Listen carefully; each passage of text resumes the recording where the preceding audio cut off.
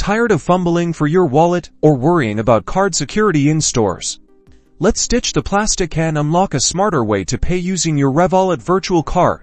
First, open your Revolut app. Then, navigate to the card section, usually found at the bottom of your screen. It might look like a card icon. Tap on it. You should see a list of your Revolut cards. Find your virtual card. It likely has a different design than your physical card. Tap on your virtual card. You will see its details, but we don't need these details for in-store payments. Look for the Add to Apple Pay or Add to Google Pay button.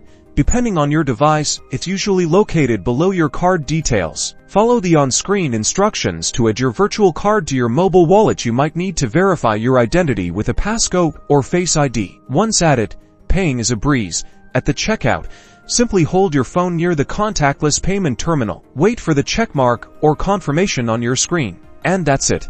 Your payment is complete.